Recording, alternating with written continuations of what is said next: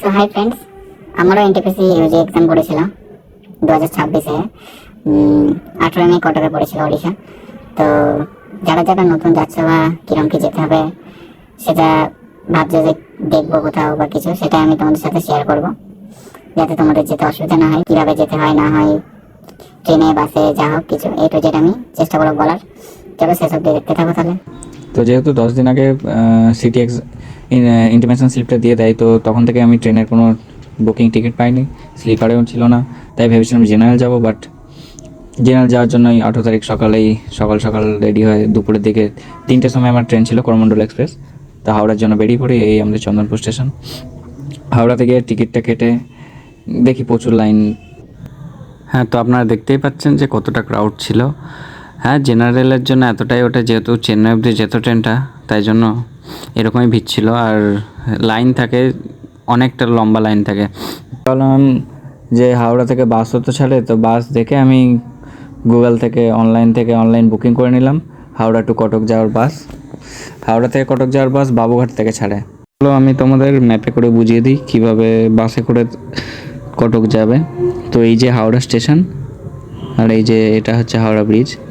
তো এই যে হাওড়া স্টেশন থেকে, এইখান থেকে হাওড়া স্টেশনের পেছনেই এইখান থেকে যে ফেরিটা আছে, এই ফেরি থেকে আপনারা টিকিট কেটে নেবেন বাবুঘাটের টিকিট কাটলে 6 টাকা নেবে টিকিটে। তো বাবুঘাট হয়তো ডাইরেক্টলি আপনাকে নিয়ে যাবে না, আপনাকে এখান থেকে এইখানে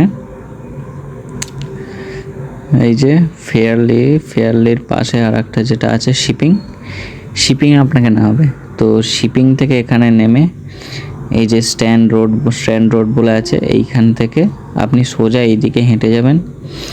হেঁটে যেতে 2-3 মিনিটের পর এই যে বাবুঘাটে আসবেন। আপনার এই বাবুঘাটেই এইখানে বাস স্ট্যান্ড আছে।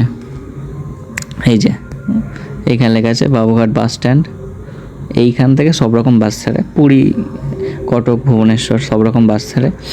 ওখানে যে পারবে যেরকম বলবে যে এত টাকায় নিয়ে যাবো, বাট ওরম যাবেন না। অনলাইনে পারলে কেটে নেবেন, বা কারো আগে থেকে চেনা থাকলে তাদের সঙ্গে করে ঠিকঠাক যাবেন। আমি গেছিলাম নন এসিতে, যেহেতু সঙ্গে সঙ্গে বুকিং করা হচ্ছিলো, তাই নন এসিটাই পেয়েছিলাম। এসিতে সব বুকিং করা হয়ে গেছিলো। নন এসিতে 450 ওরকম পড়েছিল হাওড়া টু কটক। আপনি স্লিপারও যেতে পারেন। তো এইখান থেকে আপনি কটক যাবেন। আমার বাস সন্ধ্যে 7টার সময় ছেড়েছিল। 7টা থেকে কটক পৌঁছেছিলাম ভোর 5:30টায়। তো ওখান থেকে কটক আসার পর আপনি এই যে জগৎপুর লেখা আছে, এই রাস্তা ধরে আসবেন কটকে। আপনাকে বাস এই রাস্তা ধরে আনবে। আর ওখানে যেখানে বুকিং করবেন, আপনাকে, আমি অনলাইনে বুকিং করেছিলাম, তো আমাকে একটা স্টপেজ দেখেছিল ওএমপি স্কোয়ার বলে। এই যে এইখানটায় ওএমপি স্কোয়ার বাস স্ট্যান্ড হ্যান ত্যান লেখা।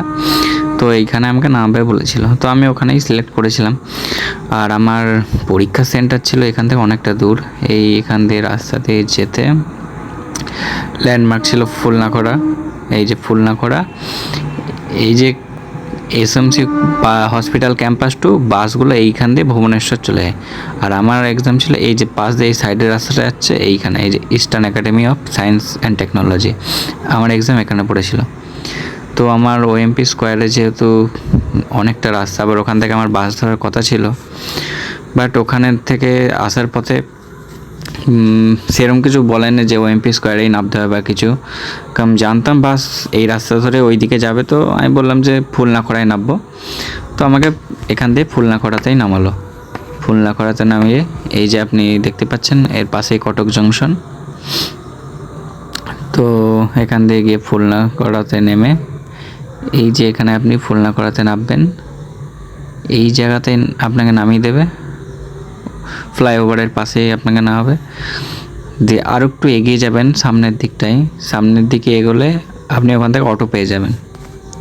ওখান থেকে অটো করেই যেতে হবে, অটো পেয়ে যাবেন। 1-2 জন থাকলে ওরা 100 টাকা করে বলবে, বাট যদি হাতে টাইম থাকে তাহলে একটু ওয়েট করে যাবেন। 4-5 জন হলে এখান থেকে ফেয়ার ভাড়াটা হচ্ছে 20 টাকা। এখান থেকে ইস্টার্ন একাডেমির অবধি 20 টাকা নেই, কিন্তু 1-2 জন থাকলে 100 টাকা হ্যান ত্যান বলে আমাকে বলেছিল। বাট আমার হাতে অনেক টাইম ছিল, বাট টাইম না থাকলে আপনারা 100 টাকায় চলে যাবেন, কারণ অটো নাও পেতে পারেন তারপরে। তো এই হচ্ছে college, eastern academy of science and technology. তো আমি অনেক আগেই পৌঁছে গেছিলাম, তাই জন্য এই যে পাশে একটা জায়গা ছিল ওর অপোজিটে, ওখানে নানা রকম টুকটাক দোকান ছিল, তো ওখানেই বসেছিলাম কিছুক্ষণ। দেন তারপর এক্সাম সেন্টারে ঢুকি। তো আসার সময় আমি বাস বুক করে নিয়েছিলাম সকালেই, আর আমাকে কটক বাস স্ট্যান্ড থেকে নেওয়ার কথা ছিল, মানে বাস ভুবনেশ্বর থেকে আসবে, তো কটক বাস স্ট্যান্ড হয়ে আবার হাওড়া যাবে। তো আমি কটক স্টেশন আসি, কটক জাংশন পরীক্ষা দিয়ে এসে দিয়ে কিছু খেয়ে আমি কটক বাস স্ট্যান্ডে চলে যাই। আমার কাছে অনেক টাইম ছিল। কটক বাস স্ট্যান্ড হচ্ছে এইখানে, আপনি ওই রাস্তা দিয়ে অটো করে বা কিছু করে চলে আসবেন।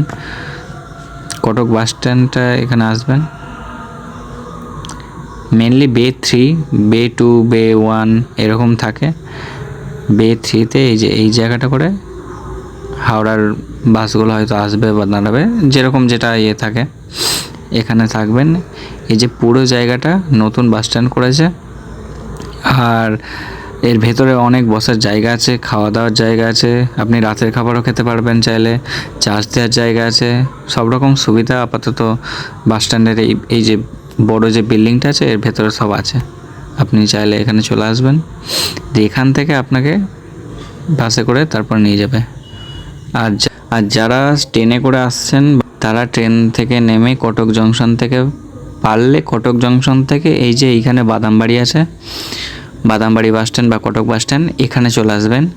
এখানে এই জায়গাটা করে মো বাস ছাড়ে, এমও বাস, ওখানে একদম ফেয়ার ভাড়া নাই, ওখান থেকে ডাইরেক্ট ওই ফুলনাখড়া বা যেখানে আপনি যাবেন ফেয়ার ভাড়া নাই। তো মো বাস দিয়ে আপনি যেতে চাইলে যেতে পারবেন, ওটা বেস্ট। আর চাইলে কটক বাস স্ট্যান্ড থেকে কটক স্টেশন থেকেও আপনি পেয়ে যাবেন এই সাইডে এসে ওএমপি স্কোয়ার বাস, বাট এইটা বেশি সুবিধা। আপনি কিছু করে আসবেন Badambari colony, Cuttack bus stand নতুন হয়েছে, এইখানে আসবেন, এখান থেকে আপনি ডাইরেক্ট এক্সাম সেন্টার পৌঁছে যেতে পারবেন।